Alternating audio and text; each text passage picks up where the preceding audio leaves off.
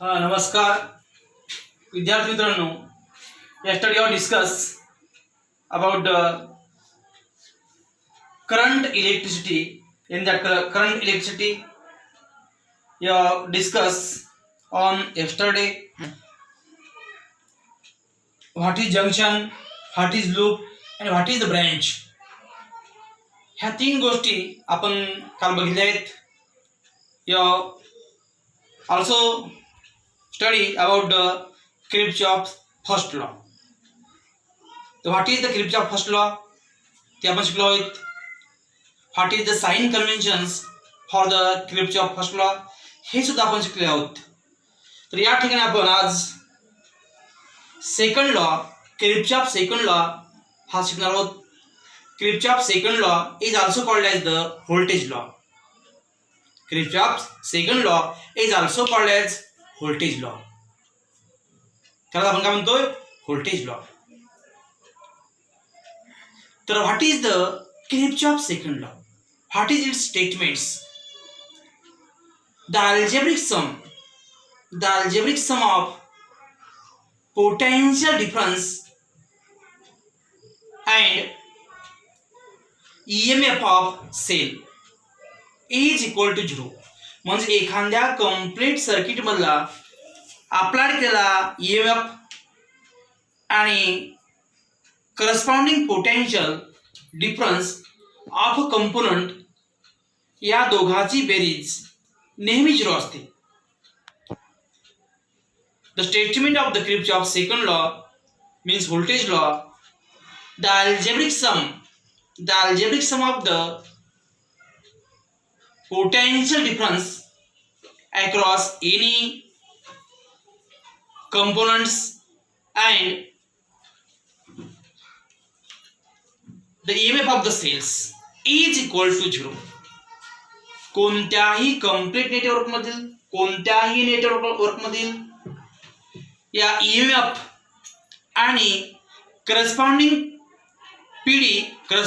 Potential difference of any components is equal to 0. या दोघांची algebraic सम नेहमी 0 असते. का असते? त्यांची अल्जेब्रिक सम नेहमी 0 असते. अप्लाइड EMFs आणि corresponding potential difference of that circuit is equal to 0. तर या ठिकाणी आपण Kirchhoff's second law त्याला आपण व्होल्टेज लॉ म्हणतोय. त्याची स्टेटमेंट शिकली आहे. तर what is the statements? What is the statement of the Kirchhoff's second law? What is the statement of Kirchhoff's second law? The algebraic sum of potential difference and EMF of the cell is equal to 0. EMF is also called as the electromotive force. या दोन टर्मची बेरीज एक आहे potential difference and second one EMF of the cell. या दोन टर्मची algebraic sum ही नेहमी 0 असते. So you discuss in details the Kirchhoff's second law and its sign conventions. Yesterday we discuss Kirchhoff's first law and its sign conventions. Today we have discussed about Kirchhoff's second law and its also sign conventions. Kirchhoff's second law याला आपल्याला voltage law सुद्धा म्हणता येईल. Is also called as the voltage law. Kirchhoff's second law. The statement of the Kirchhoff's law we already discussed. The algebraic sum of potential difference and EMFs means electromotive force of a cell is equal to 0 in a closed loop or network. कोणत्याही closed loop किंवा network मधला potential difference and EMF of the cells म्हणजेच electromotive forces या दोघांची algebraic sum ही नेहमी 0 असते. Always 0. So here returns the summation of IR is nothing but the potential difference across the any component plus summation of epsilon is the EMF of the cells in that given particular closed loop or networks. या दोन टर्मची बेरीज, या दोन टर्मचे algebraic sum is equal to zero.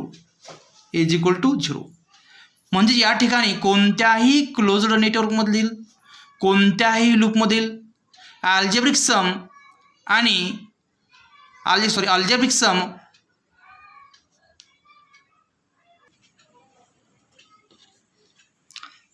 तर या ठिकाणी त्या नेटवर्कमधला potential difference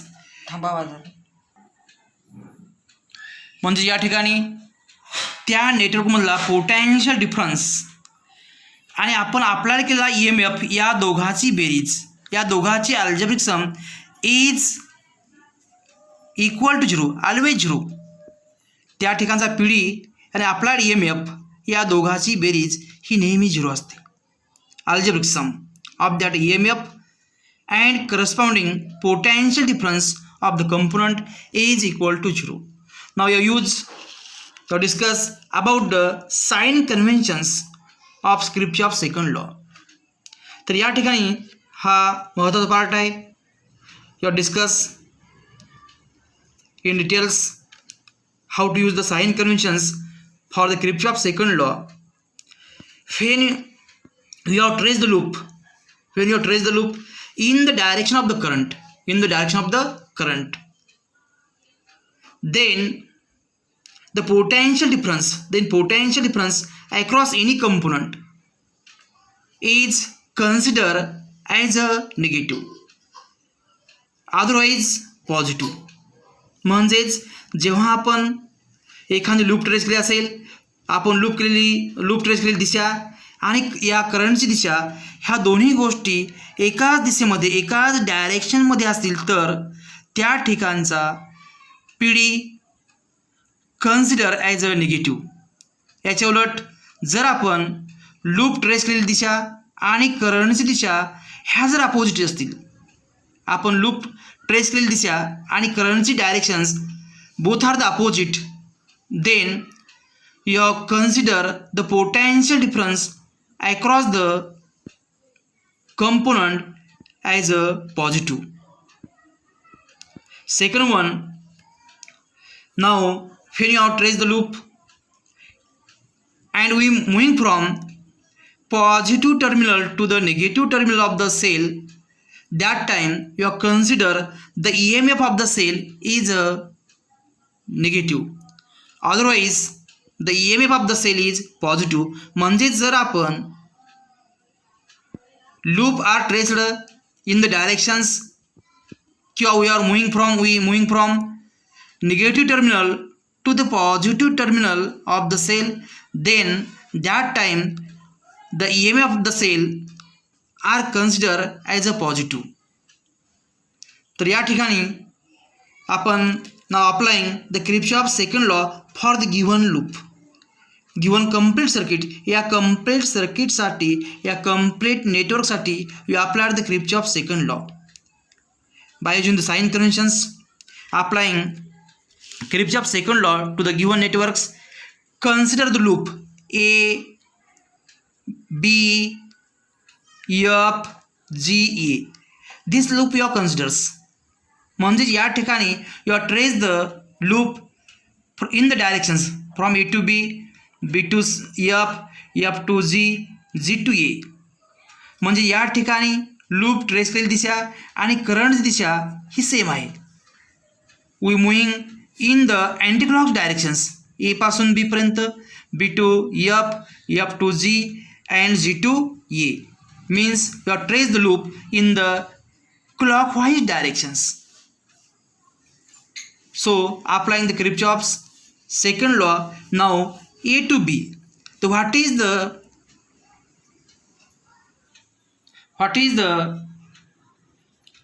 PD across these components? या ठिकाण PD we moving from A to B. व या ठिकाणचा PD आहे तो I1 into R1, the product of current and resistance. या ठिकाणचा P D is the I1 into R1. We are consider this P D as a negative, म्हणून आपण या ठिकाणी -I1 इंटू R1 घेतला आहे. Now we moving from B to F. या ठिकाणचा पी डी तो I3 इंटू R5 आहे. आणि we moving from B to F, आपण ट्रेस केलेली दिशा आणि करंटची दिशा ही सेम आहे. या ठिकाणचा P D also you have consider as a negative. Again we moving from B to G. मग या ठिकाणचा करंटची दिशा आणि आपण ट्रेस केलेली दिशा ही सेम आहे. सो या ठिकाणचा सुद्धा पी डी तो निगेटिव्ह असेल. So you take a negative sign -I1 into R3. Now we moving from B to A, म्हणजे आपण सेलच्या निगेटिव्ह टर्मिनलकडून पॉझिटिव्ह टर्मिनलकडे जात आहोत. म्हणजे या ठिकाणी सेलचा EMF you are consider as a positive, so you have take the plus epsilon A is equal to 0. So you get epsilon equal to I1 into R1 plus I3 into R5 plus I1 into R3. You are applying the Kirchhoff's second law for this loop A, B,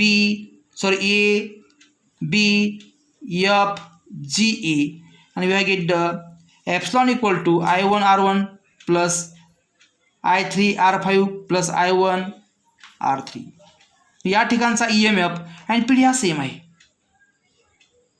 जो applied P D, so applied EMF and P D are the same in that the networks. Now also you apply the Kirchhoff's second law for the loop B, F, D, C, A. Now trace the loop in the anticlockwise directions. Now trace this loop in the anticlockwise directions. We moving from the B to F, then F to D, D to C, and last one C to B. Now B to F या ठिकाणचा P D तो असेल I3 into R5. आता या ठिकाणची आपली दिशा, आपण loop trace केलेली दिशा आणि करंटची दिशा सेम आहे. Mean so we have take the negative sign of the P D -I3 R5. Similarly या ठिकाणचा पी डी सुद्धा निगेटिव्ह असेल.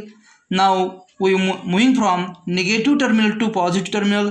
So EMF of this cell is also positive. And also या ठिकाणचा पी डी हा आपण loop trace केली from C to B, म्हणजे या ठिकाणी करंट दिशा आणि लूप ट्रेस केलेली दिशा ही सारखी आहे. अर्थातच या ठिकाणी सुद्धा P D across that component is also negative. So we are write -I2 into R2 equal to 0. So we are get epsilon equal to I3 into R5 plus I2 into R4 plus I2 into R2.